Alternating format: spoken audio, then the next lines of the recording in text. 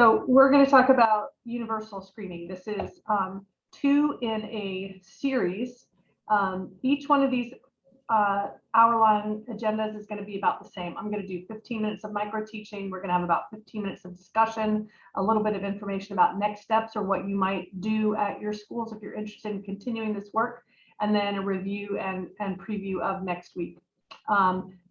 Last week we did an intro or an overview. This week is universal screening. Next week we're going to talk about school risk and data and prevention programming. We'll talk about progress monitoring in September, how to support teachers on the 21st, and then assessment and interventions on the 29th.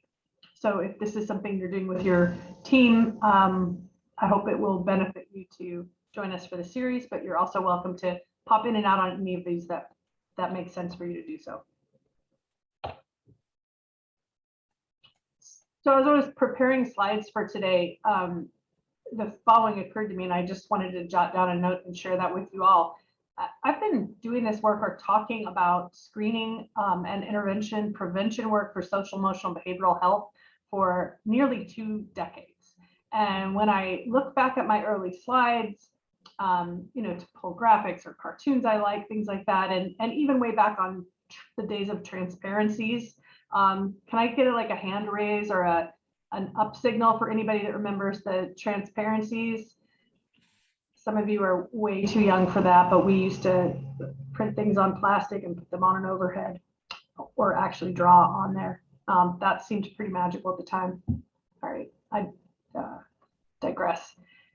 I noticed that most of those slides and those talks all had a lot of information about why to engage in screening.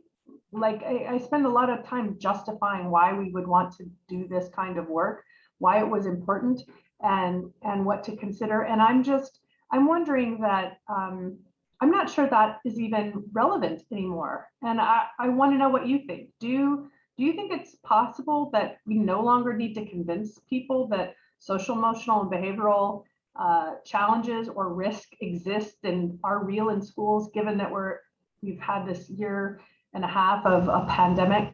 Are we on the same page on this? Can you tell me what you're thinking? And so I have a question or a survey for you that I'd like you to answer out. And I believe Chris is going to put it up in a tech survey here. What do you consider, which of the following are true? Where are you in your school, your district, or your community setting? Which one of these would adequately or best describe the situation where you work? That everybody's on board and few people would need convincing, that most folks see the need and understand the idea of this, and that social, emotional, behavioral health is an important thing to do in schools? Or are you someplace that people still need a lot of convincing, or just total denial, like people think this is completely irrelevant? Right now, we're getting most people saying they see the need and understand, or that that they're all on board. So nobody's in denial here. That's great. That's great to hear. I find this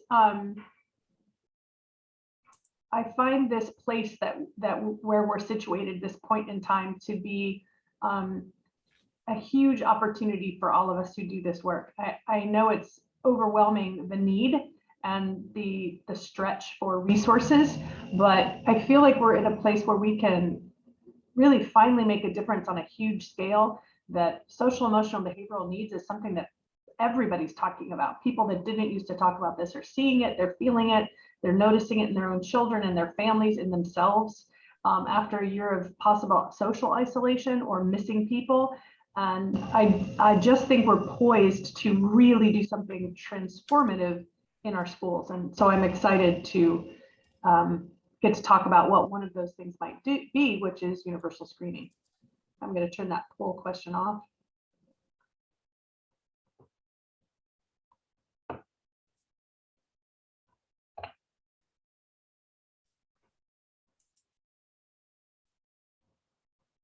I'm going to try to turn that poll question off.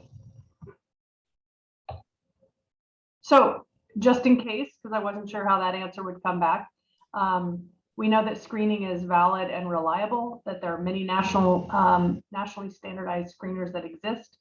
And what we're going to talk about today is the idea of risk for emotional and behavioral challenges.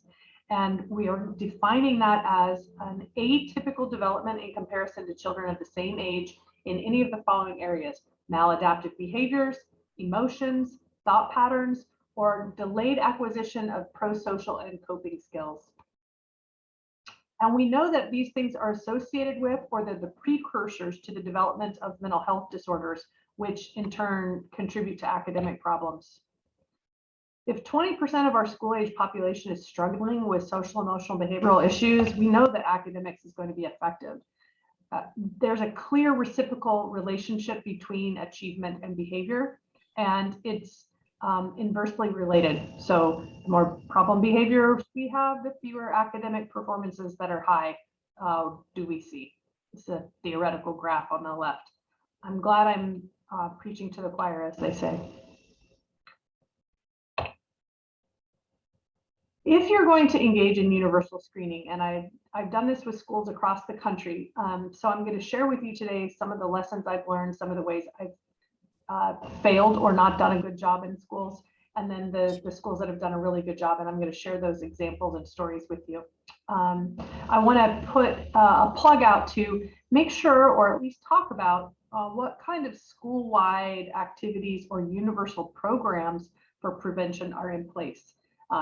PBIS, school-wide expectations, three-tiered models, restorative practices, the restorative classroom, character ed.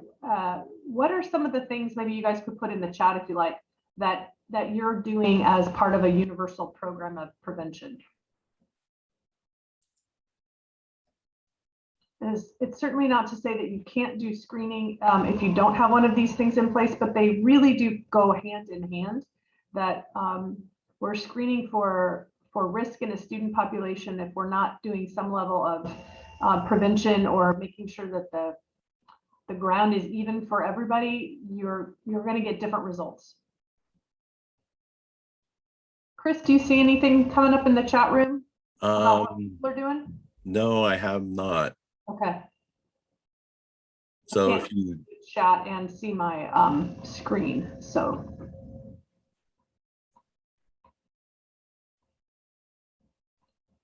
Any chat ideas out there about what you might be doing in schools that are universal programming practices?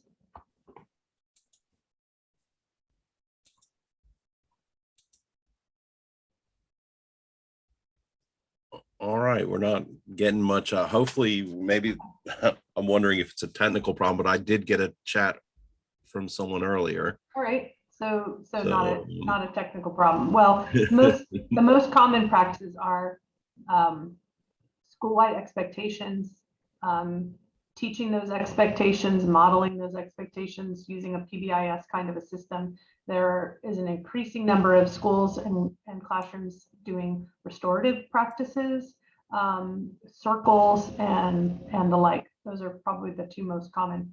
The other thing before you start is to make sure that parents and students are notified that universal screening is something that you're going to do and that you want to do, and have a point person for answering questions, making sure everybody is on the same page, that this isn't a lone ranger out there doing a solo initiative is really important, because you're going to have questions about what does this mean, and are you assessing my child, or are you trying to identify a mental health problem? So having a team or a team leader is a good idea for answering questions and handling the logistics of what need to happen at the school. For example, and most of the screeners can be done either by hand in paper and scored, but we also have a lot of electronic systems that are out there that can be used for universal screening of social, emotional, behavioral health. So the first step is, how do we, and I'll talk about the forms and things like that in just a second, but how do we launch this? How do we get this information out to people? And the most common ways that I've engaged with schools have been to either use conference periods for teachers For example, going in at grade level teams and talking to grade levels and having teachers do the screening during the grade levels, or after school meetings, like during a faculty meeting, you can screen an entire school in less than an hour by using some of the existing times that are set up. I get a much better rate of response when I use those existing time blocks that are part of the school day than when we pass them out, say like in a teacher mailbox, or put them in an envelope and say, I'm going to come back in a week and get this screening information, and please do this with your students when you have time.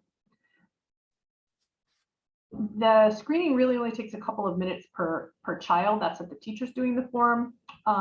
You can also have students rate themselves. High school, middle school, elementary school kids can do their own ratings. Again, you can do that during a class period. If you're doing this at a middle or a high school, not every teacher has to rate all the kids that they see in the day.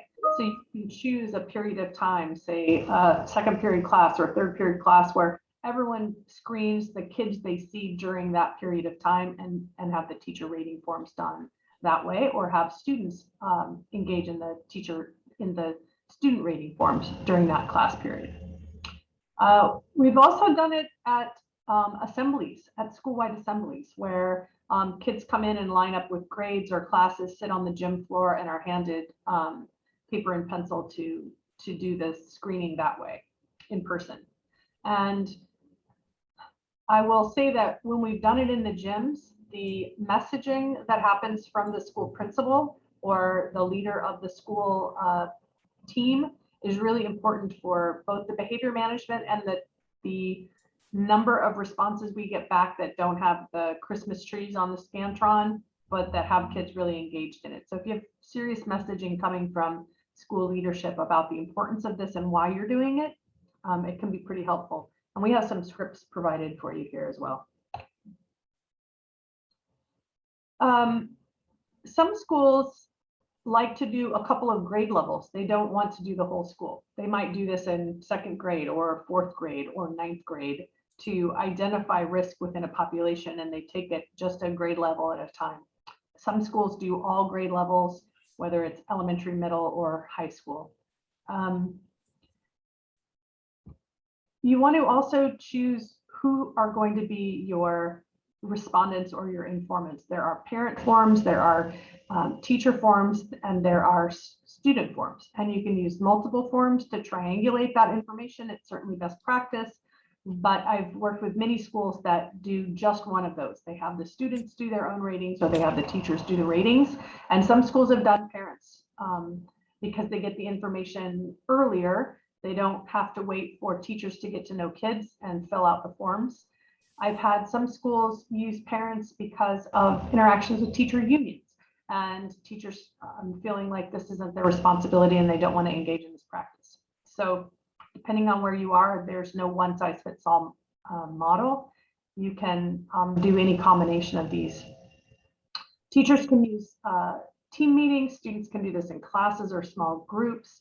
Parents can do it during registration. One very large school district out on the West Coast did evenings with translators and offered pizza and had parents fill out forms, and they were provide an opportunity for parents to answer questions or ask questions and get those questions answered at that time. And that was really successful. So lots of options there. Administering the forms electronically or physically involves some degree of organization, passing them out, making sure everybody has access, checking in to see that you're getting forms back or that people are completing the ratings. And there are lots of ways to get help with the administration. Either office staff, lead teachers sometimes want to do this, school administrators, psychs, counselors, but you can also use parent volunteers if it's an initiative that you have a parent group that wants to help with this. The system itself is really easy to use, both electronically and paper. I've never had any complaints about the actual practice of engaging in the screening itself. And then for interpretation, really need to have on board somebody that understands the results that they're getting, like a school psychologist or another behavioral service provider that has the appropriate training. So there's some planning that needs to happen there for timeline. Here's an illustrative timeline that we've used with a couple of schools. And as I've said, I've done these universal screenings at very, very large school districts, tens of thousands of kids, and also very small schools and school districts. Some schools that just are a single grade, like a kindergarten 1-2. And this is a generic timeline, but it seems to work pretty well for most places if you're wanting to do this in the fall. A lot of schools do this in the spring. There's no one time you have to start this. So let's theorize here. We've got a fall screening timeline that we're wanting to do. You would start by prepping the teachers and the parents, sending notices, reviewing school rules for consensus about how you're going to engage in this. If you're doing universal practices, you're wanting to make sure that you've had opportunity to teach the school-wide expectations to students, and that you have universal programming in place. And I would suggest that you establish a leadership team around the universal screening, the data that you're going to get back, and how you're going to plan interventions, which is part of the next talk.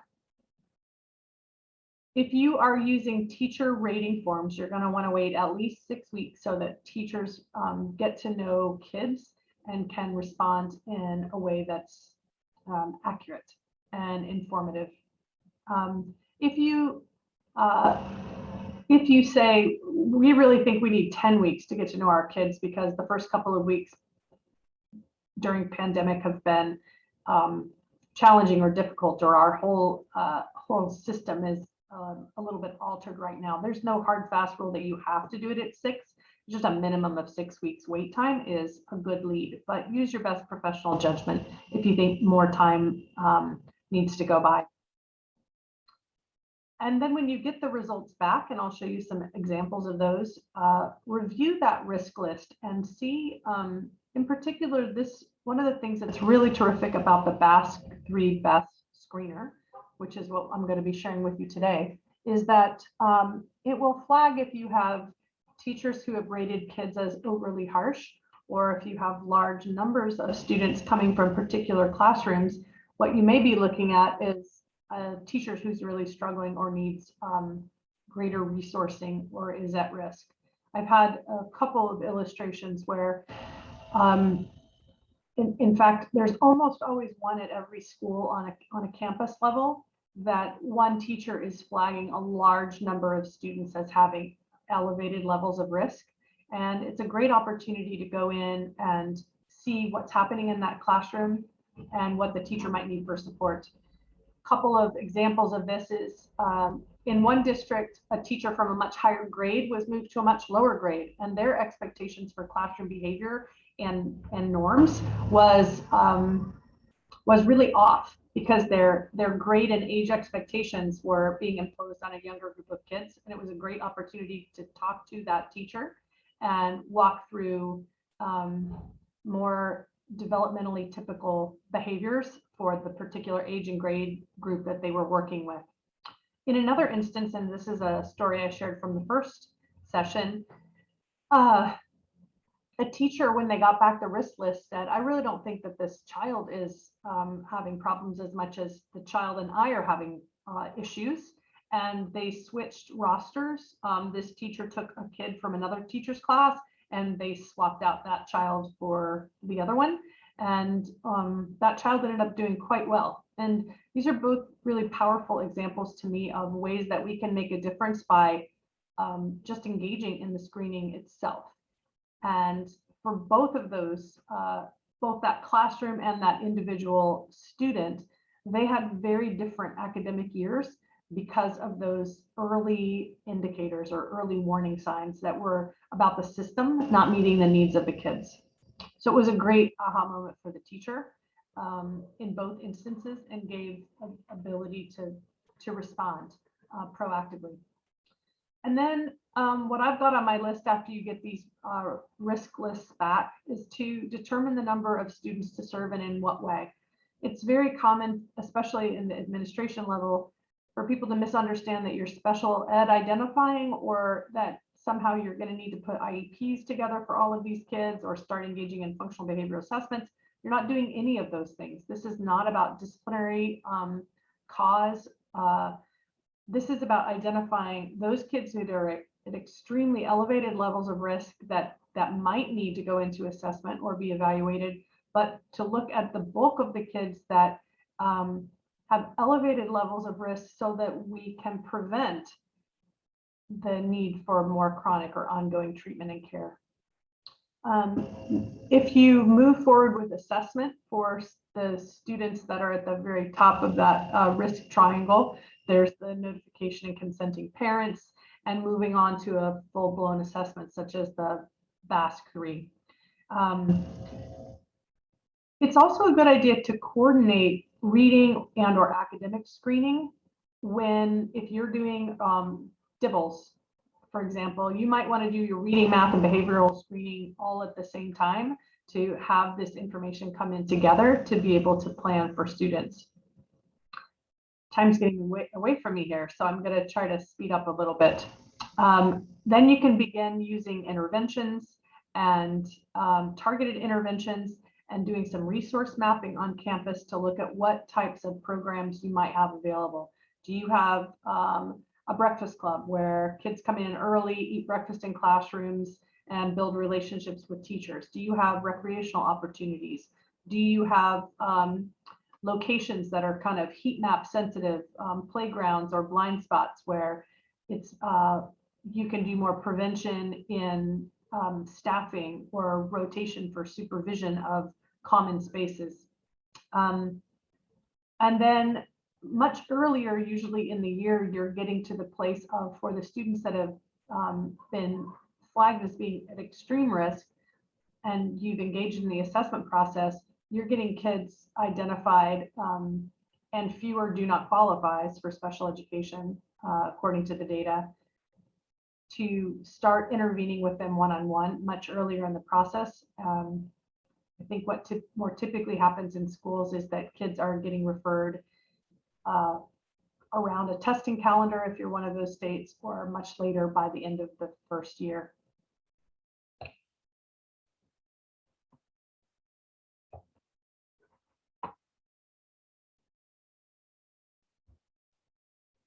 Got a little time lag delay here.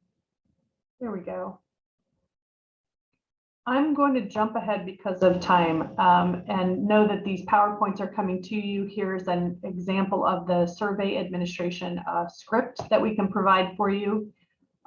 Here's an image of the paper version of the BASC-3 BESS for Scantron type administration. There's also a hand scoring worksheet.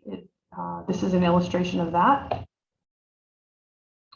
Review 360 has a place online where you can do the screening electronically if you're not wanting to do the paper version. And you can upload and select students for that screening process.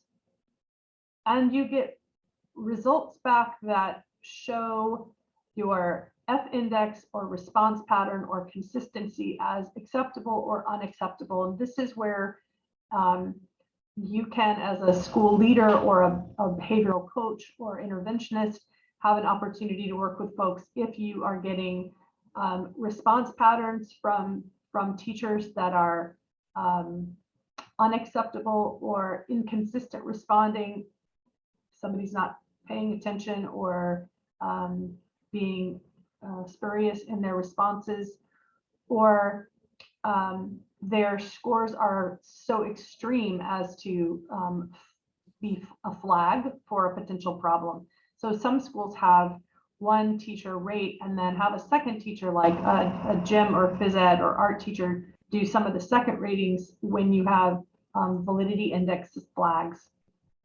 You get raw scores, T-scores, and the percentile for the student that will classify whether the student is in a normal risk category, because we all have levels of risk, an elevated risk category, or an extremely elevated risk category.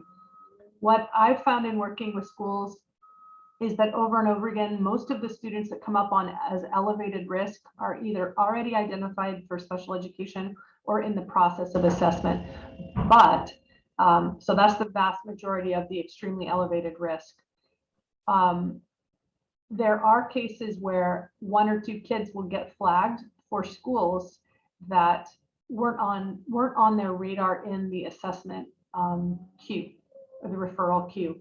And the comments that I have overheard teams making to each other during this process have, like those stories of having teachers flag themselves in a narrative or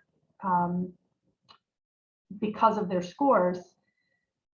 I've heard teachers say, and school psychs and counselors and people at the team saying, you know, I was wondering about that kid X that comes up with an extremely elevated score. I always kind of wondered, I've been watching them. And somebody else will say, yeah, I was kind of wondering too, but I really wasn't sure if I should take any action. I wasn't quite feeling comfortable about referral. Nothing really came to the forefront. And so it's a very validating experience for most educators to, sorry about the loud noise in the background. It can be a very validating experience for educators to see that their intuitions or the observations that they're making in a classroom are showing up against a nationally normed instrument as indicating that something's going on with a kid. And there are sub-indexes for internalizing self-regulation behavior and personal adjustment that give you more knowledge and information to use. There are summary charts that will give you group reports, analyses across scales by students that help you identify who and how many people you may want to serve, score analyses. Some key features are how brief these forms are. They really don't take very long at all. You don't need specialized training to administer the work. It can be done by lead teachers or volunteers. You get overall scores and sub-indexes. These validity indices are really useful if you're doing work in schools. I have just found them to be fabulous indicators of school climate and health as well, and allow us to target resources for the teachers that might need extra support or extra training, especially during a time of shortage and crisis. You have a lot of emergency trained people, emergency certified, I mean, or alternatively credentialed folks in schools that may not have completed their training yet or be well practiced. There are Spanish language versions of the parent and student forms, and you get choices between digital or pen and paper, pencil and paper, excuse me. The group level reports provide overall and aggregated views of the results, and the normative samples are matched to the US Census population estimates. Here's a list of the sub-index scores for both parent and teacher forms and student forms. You'll see that those are a little bit different. The teacher form can be completed by any adult who has extended opportunity to observe a child in school, preschool, or a similar setting. 6 to 8 weeks, several days a week interaction, and the parent form by any adult caregiver that would have close contact.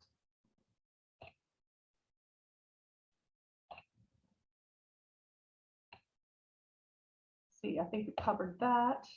All right, catching up here a little bit. I'd like to put us into some breakout rooms, and here are the guiding questions for that. I'd like to know, or have you guys talk to one another about any barriers that you see for engaging in these kinds of practices at your educational setting. What are the barriers? And does anyone in your group have practical solutions for that? So we're going to take about 15 minutes, and I'm going to call this like a 7-on-7 type of deal.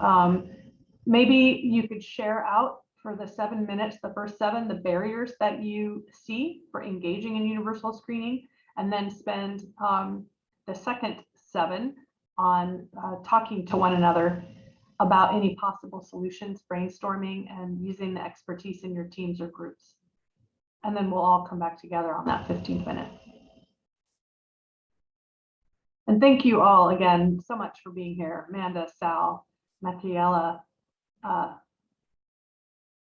Brett, Brianna, Lou, Misty, Angie, everyone. Thank you. See you in 15.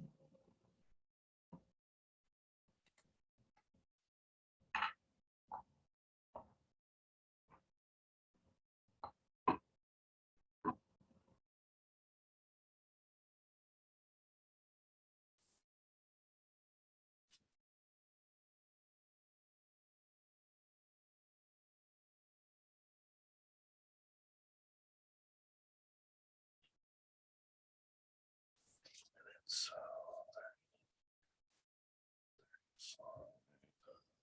40.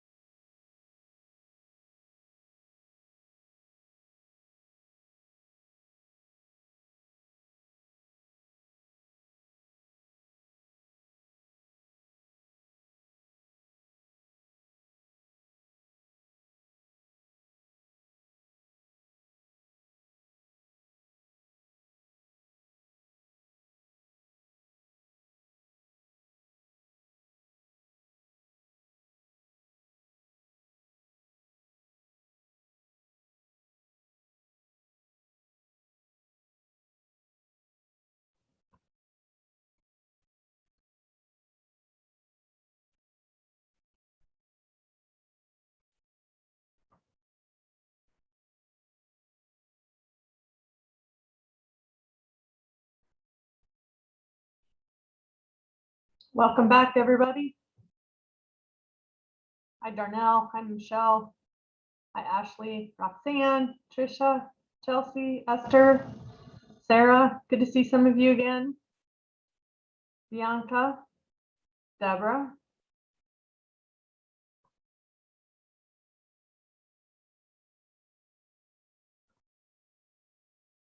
Thanks for coming back after break rooms, and thanks for joining us, those of you who did 1 and 2. Michael still has the cool avatar. Bianca, I like your image also. Hi, Patty. Hi, Carrie. Hi, Shreese. Hi, Suzanne, Lauren, Anne, Lucia, Misty. Good to see everybody.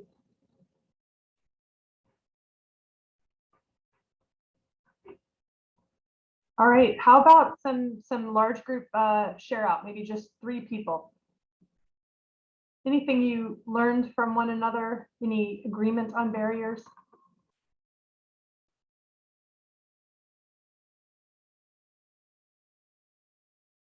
And Chris, I don't know if you have to unmute everyone or they allow can, people they should, to talk.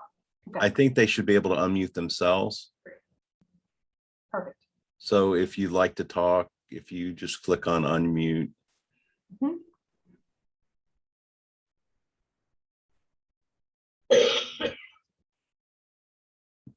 Yeah, we have a couple people who are connecting.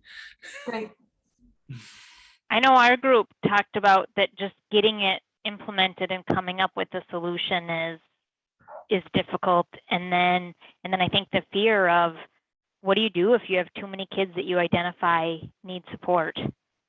And I think right now there's a lot of people dealing with that, right? Everybody needs support right now. Mm-hmm. So it was interesting. And Patty, I don't know if you'd want to share with the big group, but your partnership with a local university was really an interesting model. That sounds really powerful to have those kinds of partnerships. I know I love it when places reach out. What I've seen a few schools do is identify out of their screening list, kind of sort order from greatest need to lowest, and triage those, work to implement programming with a smaller number of kids initially, and see this as a better than nothing and a way to get started and to build capacity across time, with this idea of going slow to go fast later, and to do something really well so that it sticks, and not something that they try to launch that becomes too big of an initiative and then it kind of falls apart. So I think if that's a smart way to go, and it provides you so much more information about your population. You're still way ahead of the game, and sharing out that information back with teachers has been really positive narrative that I get back as well. One teacher said to me, I see this girl crying a lot, but I never really thought about her being at risk. And I thought that was just such a powerful message about my assumptions of how other people interact with kids in their classroom, and what they would see as being risk or not risk. So it's a great opportunity to engage in conversation and about how we meet the needs. And some of it's about education, making sure people know that this isn't all disciplinary or a need for special education. Thanks for sharing that, Erin and Patty. How about one more?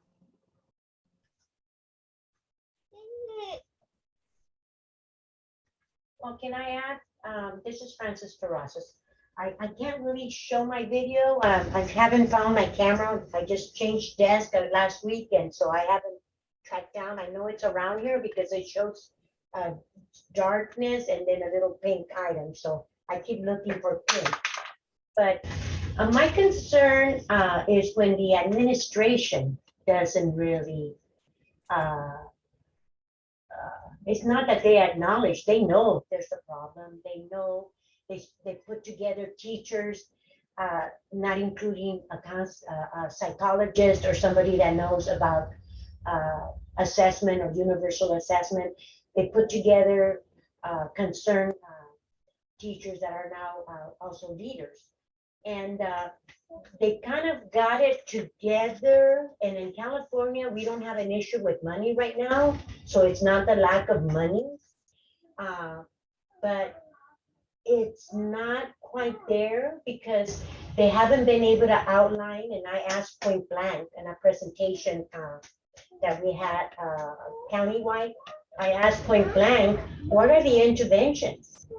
Can you list every one of the interventions or the step, or not step by step, but interventions, and who does the teacher go to in each one, and not just still one person or, you know, rampant all over is expressing the concern. And how is this? Is there a universal assessment? How do you measure it other than attendance, grades, the regular old way? Because right now the SEL is not the regular old way, and they're not grasping that.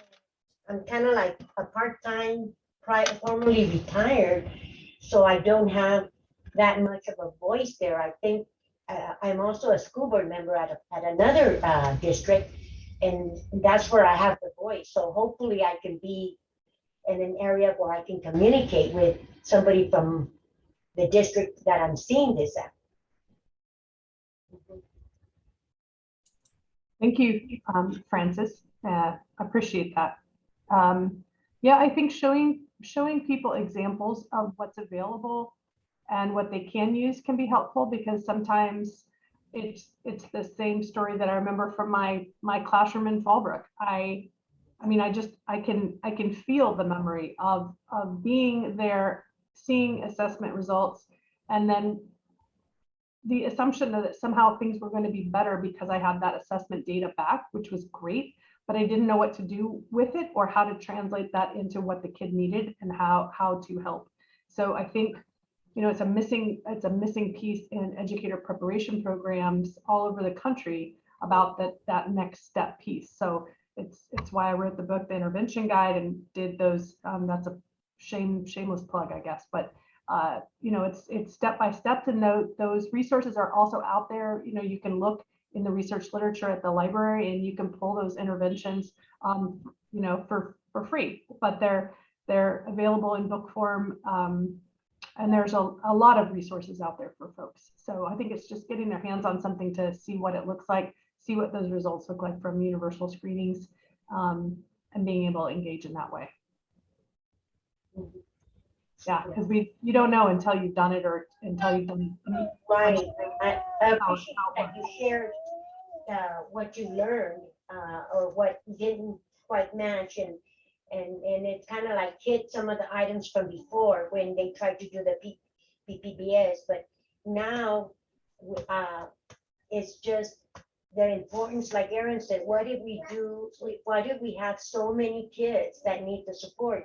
And our strength are really the teachers, but we need to strengthen them and provide as much and the right type of info, not just to be able to identify. Most of them can already identify if there's an issue, but like you said, a teacher brought out, well, she was always crying and I didn't pick that up. To be able to identify is the first step, but then where are those interventions? And there always is enough support. Sometimes it's just a group hug, but there's always that support. You know, I don't think it's ever always too overwhelming, because in the one school district I'm mentioning to you, we've had several deaths, whether it's the father killing the wife in front of the kids, or we've had a lot of, more than once, we've had quite a few tragedies, and we've been able to bond together. And so this is another challenge, but now they have the monies to help with more resources and assess it and be able to compare and help them grow. Yeah, this is using the screening instrument, the BASC, has been really powerful tool for the schools that I've worked with. I can't recommend it highly enough.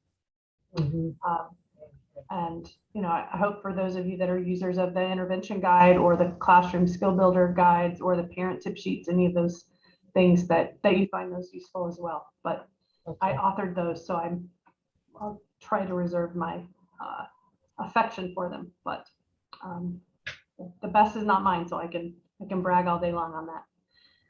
All right, just a couple of slides here.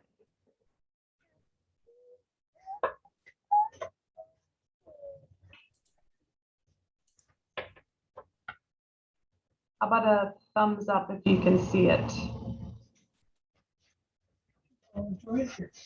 Chris or Aaron? Yeah. Yep, great. we can see it. Awesome. Thank you very much.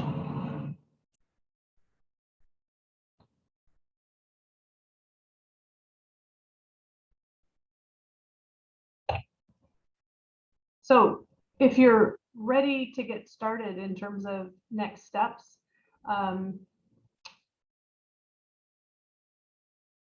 know that universal screening can identify risks for both externalizing and internalizing problems in school-age children from very early through age 21.